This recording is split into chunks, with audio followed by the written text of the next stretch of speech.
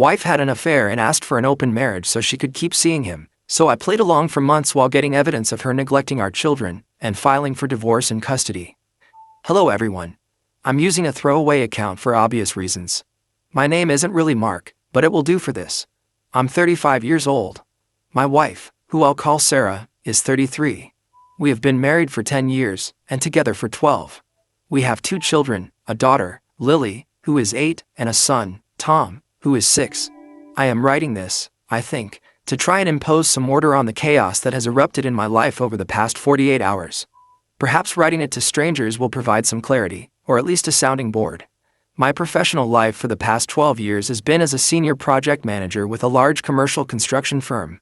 The projects are complex, high value, and invariably operate under tight deadlines. This translates into long hours. A typical day is 10 to 12 hours at the site or office, and it's not uncommon for that to extend to 14 or 15 hours when we are pushing for a phase completion or dealing with unexpected crises, which are frequent in this line of work. Weekend work, at least a Saturday morning, is more often the rule than the exception. It's a demanding career, no doubt, but it's one that has allowed us to live comfortably, purchase a nice home in a good school district, and afford Sarah the opportunity to not be financially burdened by the need to work. Before we had children, Sarah worked as a freelance graphic designer. She was talented and had a modest client base. When Lily was born, we had many discussions about childcare and careers. Sarah expressed a strong desire to be a stay-at-home mother, at least during the children's early years. I supported this choice. My income was sufficient, and we both agreed that having one parent consistently present was beneficial. She officially stopped taking on new clients about 6 months after Lily was born and has since identified primarily as a homemaker, though she would occasionally do small design projects for friends or local community groups, more as a hobby than for income. Our early family life was, I believed, quite stable. I handled my demanding work schedule, and she managed the household and the children's daily lives. When I was home, I tried to be present, dealing with bath times, bedtime stories, and weekend activities when work didn't intervene. The shift began subtly around 8 or 9 months ago. Sarah started talking about wanting more of a social life, feeling a bit isolated. Her friend, Jessica, who she's known since college, started organizing girls' nights out. Initially, it was once a month, perhaps dinner or a movie. I was fully supportive. I thought it was healthy for her. I would take over childcare completely on those evenings. Over time, the frequency increased. Once a month became every other Friday. Then, for the last 3 months, it became almost every Friday and sometimes a Saturday afternoon or evening as well. The composition of the group also seemed to evolve. Jessica was mentioned less, and newer names I didn't recognize started to pop up. Her behavior at home also began to change, though it was like a slow tide, easy to miss on a day-to-day basis. She became more engrossed in her phone, often smiling or quickly typing replies, but if I inquired, the answers were vague, just a funny group chat thing, or planning the next outing. She began to invest more in her appearance for these nights out, new clothes, more time spent on hair and makeup. Again, I rationalized this as her enjoying her social life. The first concrete alarm bell, though small, was about 2 months ago when she put a new, complex password on her phone. We had never had passwords that the other didn't know, not out of a policy of checking up on each other, but simply as a matter of convenience and openness. When I asked about it, she brushed it off, saying her phone software updated and prompted her to use a more secure lock. It felt a little off, but I didn't push. Then, about 3 weeks ago, I was reconciling our joint account for some work-related expense claims. I noticed a series of charges at a cocktail bar called Crimson Lounge, fake name, a place I'd never heard her mention, and definitely not the kind of place her old friend Jessica would frequent. There were 4 such charges over a 6-week period, always on a Friday or Saturday night. Alongside these were Uber receipts for rides to and from an address in a trendy, but somewhat remote, part of the city, an area she had no other plausible reason to visit, particularly late in the evening. The amounts weren't huge, but the pattern was distinct from her usual expenditures. I made a mental note, a growing sense of unease starting to solidify, but I was in the midst of a critical project deadline, working almost around the clock, and I suppose I pushed the immediate confrontation down. The situation culminated 2 nights ago. It was a Friday. Sarah had gone out for another girls' night. She arrived home around 3 a.m. I was in bed, feigning sleep, but I was wide awake. Work stress was a part of it, but the primary reason was this gnawing anxiety that had been building for weeks. She was noticeably tipsy, humming to herself as she got ready for bed. She placed her phone on her nightstand, screen up. A few moments later, it buzzed with a notification. I glanced over. The screen was lit, and a message preview was visible. It was from a contact named David H., and the visible text read, "Tonight was incredible. Can't stop thinking about you." I didn't shout. I didn't even raise my voice. I just lay there for a moment, the words burning into my mind. Then I asked, quite calmly, "Sarah, who is David H.?" She physically jumped, startled. She turned to look at me, the color instantly drained from her face. Her first reaction was denial. She stammered, "David? Oh, he's just a friend of Stephanie's, from the group. He sometimes joins us." I replied, equally calmly, "I saw the message, Sarah. Tonight was incredible. Can't stop thinking about you." That doesn't sound like a casual acquaintance from a group outing. That's when the facade shattered. She sat on the edge of the bed, turned away from me, and started to sob. The confession came out in broken pieces, a torrent of tears, apologies, and justifications. She had been having an affair with this man, David, for the past 4 months. He was someone she met at the Crimson Lounge during one of her nights out, a night when, apparently, her girlfriends were not present. Some of those subsequent girls' nights had been exclusively with him. She spoke of feeling lonely due to my long work hours, of feeling unseen and unappreciated. She said David paid her attention, made her feel alive and vibrant again. She repeated over and over that it was a horrible mistake, that she loved me, that she didn't want to destroy our family, our life together. I listened in silence for the most part. Our children were sleeping peacefully in their rooms, completely unaware that their world was fracturing. I didn't touch her. I didn't say much beyond asking a few clarifying questions about the timeline. Yesterday morning, after an entirely sleepless night spent in separate rooms, I moved to the guest room. The apologies continued. She looked terrible, her eyes red and swollen. She kept saying she would do anything to fix it. And then, in the midst of this supposed contrition, she proposed her solution. She asked, her voice trembling but with an undertone of desperate hope, if we could consider an open marriage. She argued that her feelings for David were real and significant, but that she also loved me and wanted to keep our family intact.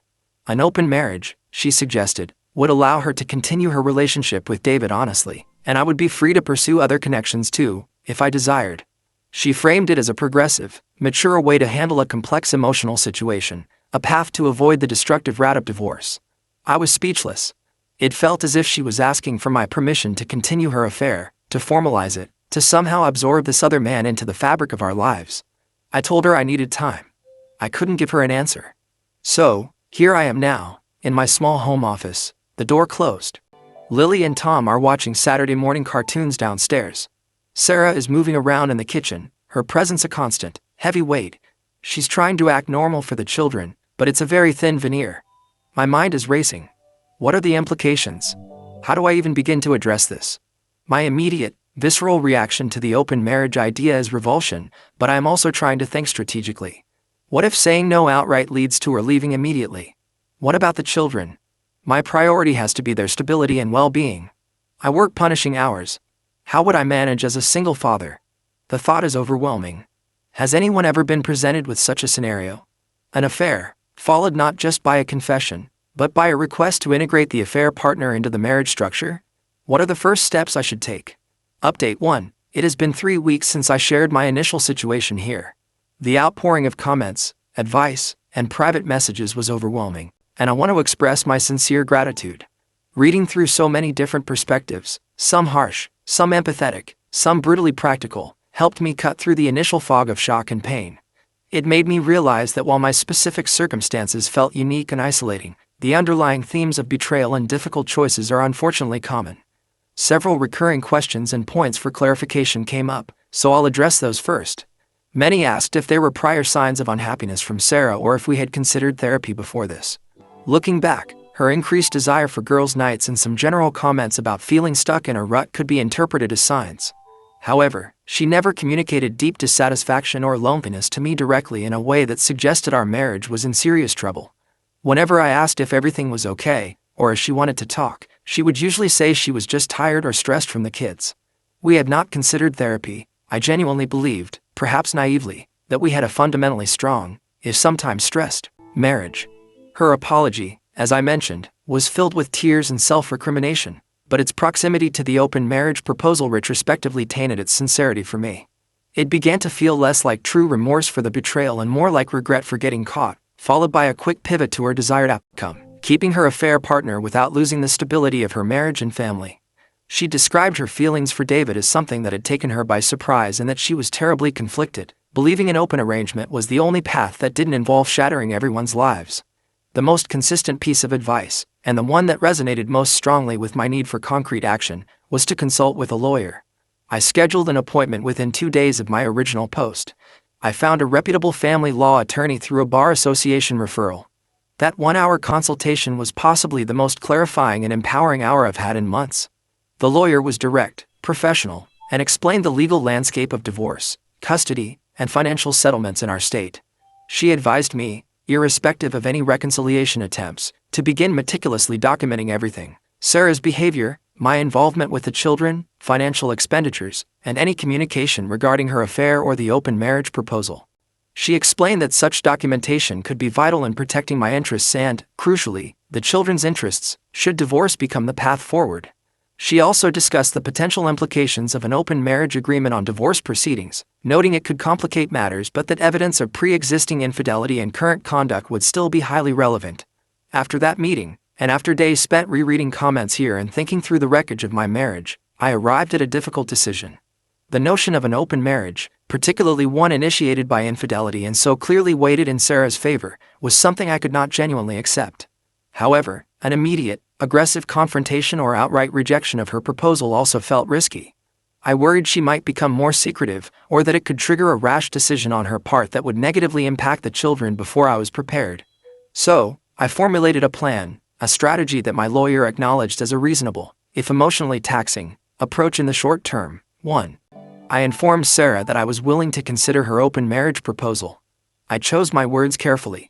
I did not say I agreed. I expressed that it was a radical idea, that I was still processing the affair, and that if we were to even begin to explore such a path, it would require immense effort, professional guidance, and absolute transparency from her. I told her I would need time to think, to research, and to see if I could even entertain such a concept. I suggested that a prerequisite would be her telling me everything about David, their relationship, and her expectations. I also floated the idea of us seeking couples counseling specifically to navigate this, knowing full well this was a delaying tactic on my part. The primary goal here was not to save the marriage via this route, but to buy myself time, to prevent her from digging in her heels or trying to hide her actions further, and to allow me to begin my own preparations. 2. Acting on my lawyer's strong recommendation, I hired a licensed and reputable private investigation firm. This was a significant step, and not one I took lightly, but I understood its necessity.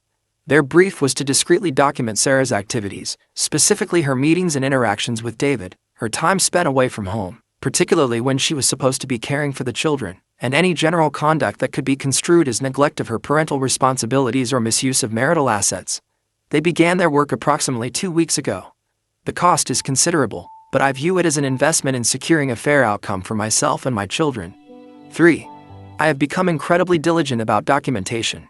I started a secure digital journal, password protected and backed up. In it, I log daily entries, Sarah's comings and goings, the explanations she offers, her level of engagement with the children, her moods, any significant conversations, paraphrased as accurately as possible, and copies of texts or emails related to her affair or plans with David. I also track my own activities, particularly everything I do for and with the children. Concurrently, I have made substantial, visible changes to my own schedule to assume the role of primary caregiver. This was the most challenging logistically. I had several frank discussions with my direct supervisor in HR department, explaining that I was dealing with a serious family matter requiring me to have more predictable hours and less travel for the foreseeable future. I didn't disclose the specifics of the affair, but emphasized the need to be the stable parent for my children. They were surprisingly understanding and have allowed me some flexibility, which involves me working intensely focused hours while at work and then continuing remotely late into the night after the children are asleep. I now handle all morning routines for Lily and Tom: breakfast, getting them ready, the school run. I pick them up from school or after-school activities. I attend every school meeting, every doctor's appointment. I cook their dinners, help with homework, and manage their bedtime routines. This shift is not solely for legal leverage. My children are my absolute priority, and they need consistency and a present parent more than ever. 4. As advised by my lawyer, I've also taken steps to fully understand and secure our financial situation. I've gathered copies of all bank statements, investment records, credit card bills, tax returns, and property deeds for the past 5 years. I consulted with a financial advisor independently to understand my own financial standing and to plan for potential future scenarios.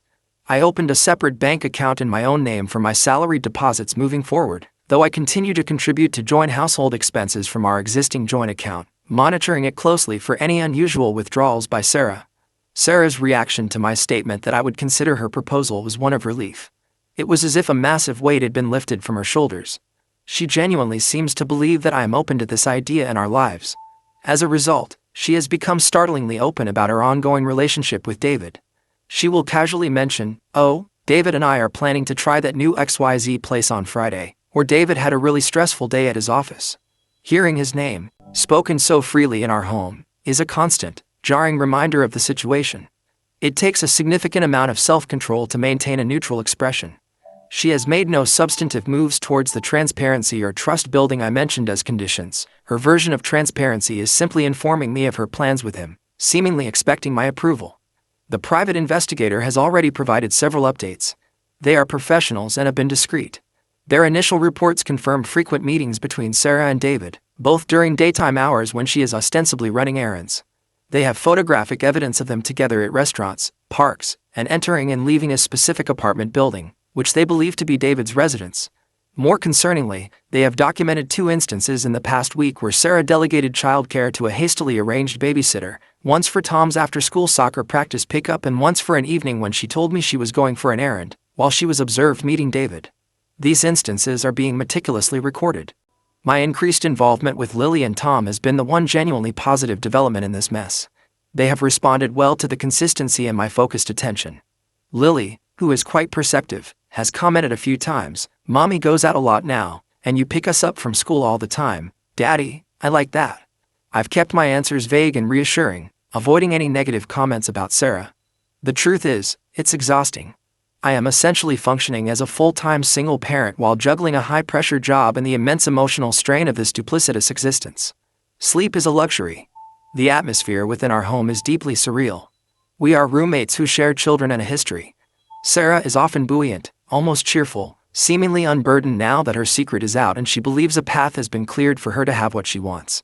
She makes small talk about groceries or school notices. There are no meaningful conversations about our marriage, our past, or our future, beyond her occasional optimistic remarks about how people make all sorts of arrangements work these days. My lawyer is satisfied with the direction we are taking and the quality of the information being gathered. He has stressed that demonstrating a consistent pattern of my being the primary caregiver, coupled with evidence of Sarah's ongoing affair and any associated neglect or financial impropriety, will significantly strengthen my position should this proceed to a contested divorce, particularly concerning child custody and spousal support claims. How long I can sustain this tightrope walk, I do not know. Each day is a performance. But for now, this is the strategy. The objective is clear: to protect my children, secure their future, and ensure that if our marriage is to end, it ends on terms that are fair and reflective of the reality of Sarah's choices, not her idealized version of an open life built on my silent suffering. Thank you once more for the space to write this. I anticipate a long road ahead and will update again when there are substantial developments. Update 2. Final update. It has been 14 months since my original post, which feels like a lifetime ago, and approximately 13 months since I provided my first update. The journey since then has been full of difficulties, but it has reached its legal conclusion, and I believe it's appropriate to share the final outcomes, both for my own sense of closure and for those who invested their time and thoughts in my situation. The 3 months following my last update were perhaps the most challenging phase of this entire ordeal. I continued the charade of considering Sarah's open marriage proposal while living under the same roof. The private investigator's work continued, yielding a comprehensive portfolio of Sarah's activities. Her involvement with David didn't just continue, it intensified. She became bolder, often staying out late on weeknights, citing various social engagements or freelance work that the PI's reports consistently revealed were rendezvous with David. There were documented weekend afternoons spent at his apartment, and even a 2-day wellness retreat she claimed to be attending with a girlfriend, which the PI confirmed was a trip taken with David to a nearby resort town. During this period, my role as the de facto sole functioning parent for Lily and Tom became more and more. I managed every aspect of their lives: school schedules, homework, meals, doctor visits, playdates, and emotional support. Sarah's engagement with them dwindled to perfunctory interactions. She was often distracted, on her phone, or simply absent. For instance, Lily had a leading role in her school play, an event we had marked on the calendar for months. 2 days before, Sarah announced she had an unavoidable work commitment that evening. The Pi later confirmed she was having dinner with David. I recorded her absence, along with Lily's quiet disappointment. There were numerous such instances, each one a painful piece of evidence, not just for legal purposes, but of her escalating detachment from her family. The emotional toll on me was immense. Maintaining a calm, composed exterior for the children and a neutral, considering facade for Sarah, while internally processing the daily reports from the Pi and managing my own grief and anger, was draining. Sleep was minimal, and stress was a constant companion. The decision to file for divorce was made in consultation with my lawyer after nearly 5 months of this. We had a substantial body of evidence, detailed timelines, photographic and video evidence from the Pi, financial records showing her spending on David, including cash withdrawals before her outings and charges for gifts and meals I could tie to their meetings, and my own exhaustive log of her parental absenteeism versus my full-time caregiving. My lawyer was confident we had a very strong case, not just for divorce on grounds of adultery, but for securing primary custody and arguing against significant spousal support due to her conduct. The logistics of filing were carefully planned. I secured a new lease on a house in the same school district to minimize disruption for Lily and Tom. On the day of filing, while Sarah was out, reportedly at a yoga workshop, which the Pi confirmed was an afternoon at David's, I moved the children and our essential belongings to the new residence. Sarah was served with divorce papers and a motion for temporary primary custody that evening upon her return to a nearly empty house. Her reaction, as relayed to me later through legal channels, I initiated a strict no direct contact policy, with all communication to go through lawyers or a court-mandated co-parenting app for child-related logistics only, was one of utter shock, followed by intense anger and accusations of betrayal. She had genuinely believed I was slowly coming to terms with her vision of an open marriage. The revelation that my consideration had been a calculated strategy to gather evidence against her was, by all accounts, a devastating blow to her narrative. The divorce proceedings were contested, though not as protracted as they might have been, thanks to the sheer weight of our evidence. Sarah, through her legal counsel, initially pushed back hard. She sought joint physical and legal custody, significant spousal support citing her years as a stay-at-home mother, and a larger share of the marital assets. Her lawyer attempted to discredit the Pi's evidence as an invasion of privacy and painted me as vindictive. We had several hearings before a judge. My lawyer presented our case. The Pi's testimony, supported by his detailed reports and visual evidence, was compelling and irrefutable. My daily logs, cross-referenced with school attendance records, doctor's visit confirmations, all showing me as the attending parent, and receipts for children's expenses, painted a clear picture of primary caregiving. We demonstrated not just the affair, but a consistent pattern of Sarah prioritizing her relationship with David over the needs and well-being of Lily and Tom. The evidence of her spending marital funds on David, though not astronomical, further supported our claims. There were tense moments, especially during cross-examinations, but the facts were stark. Sarah's attempts to justify her absences or reframe her relationship with David fell flat against the documented reality. Mediation was attempted but failed quickly, as Sarah was unwilling to move significantly from her initial demands. The judge's final ruling, delivered approximately 2 to 3 months ago after a final hearing, was comprehensive. 1. I was awarded sole legal custody, final decision-making authority, and primary physical custody of Lily and Tom. The judge's summary explicitly noted the extensive evidence demonstrating my role as the consistent and stable primary caregiver for a prolonged period, contrasting it with Sarah's demonstrated lack of judgment and prioritization of her own personal pursuits over the fundamental needs of her children. 2. Sarah was granted a step-up visitation schedule. Initially, it was alternate weekends from Friday evening to Sunday evening, and 1 4-hour midweek evening visit, which for the first 3 months was to be professionally supervised at her expense. The supervision was mandated due to the judge's stated concerns about her recent pattern of disengagement and the need to ensure a child-focused environment during her parenting time. After 3 months of compliant supervised visits, the supervision was lifted. All exchanges of the children were to occur at a neutral public location or be facilitated by a mutually agreed-upon third party to minimize direct contact between Sarah and me. 3. Sarah had requested spousal support equivalent to 40% of my net income for a period of 10 years. Her lawyer argued this was justified by her long absence from the workforce to raise children. My lawyer countered by presenting evidence of her graphic design skills, albeit rarely used, her relatively young age and employability, the short duration for which she had been a full-time SOM before her attention significantly shifted, and, critically, her conduct. The judge awarded Sarah transitional alimony for a period of only 18 months, at an amount significantly lower than requested, roughly 15% of what she had asked for. The judge stated that while her time as a homemaker was a factor, her abrogation of parental responsibilities and the nature of the marital breakdown, including the financial indiscretions related to the affair, directly impacted the duration of the award. He essentially found that she had diminished her own claim through her actions. 4. Marital assets were divided largely according to state guidelines, but the judge did make an adjustment in my favor to account for the marital funds Sarah had verifiably spent on her relationship with David: trips, expensive dinners, gifts. This wasn't a large sum in the grand scheme of things, but it was an acknowledgement of the financial impact of her affair. The marital home was ordered to be sold, and the equity divided after these adjustments.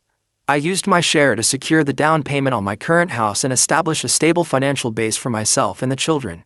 From what I gather through the co-parenting app, which is strictly for logistics, and occasionally from neutral third-party acquaintances, Sarah moved in with David shortly after the divorce was finalized and she had to vacate the sold marital home. They live in an apartment. Her financial reality is reportedly starkly different from what she was accustomed to. The transitional alimony is minimal, and David's income, combined with whatever sporadic freelance work Sarah might be undertaking, appears insufficient to maintain anything close to her former lifestyle. The initial romance and excitement of their relationship is now, by some accounts, facing the mundane pressures of cohabitation, financial constraints, and the consequences of her choices regarding the children. Her visitation with Lily and Tom is consistent with the court order. The interactions during handovers, which I now have my sister or a trusted friend handle to avoid direct contact, are described as polite but strained. The children are civil with her, but their primary bond and sense of security are clearly with me. Life for Lily, Tom, and me has settled into a new, stable normal. The house, while smaller than our previous house, has become a warm and happy home. My work situation has evolved. I leveraged the crisis to negotiate a role with more manageable hours and significantly less travel, allowing me to be a truly present father. It meant a slight reduction in pay and perhaps a slower career trajectory, but the trade-off for my children's well-being is one I'd make every time. They are thriving. They are doing well in school, have a good circle of friends, and while the divorce was undoubtedly a difficult experience for them, they have shown incredible resilience. Our bonds are stronger than ever. I want to thank this community again. This will be my final post on this chapter of my life. My focus is now entirely on the future, on raising my children, and on building a new life with them.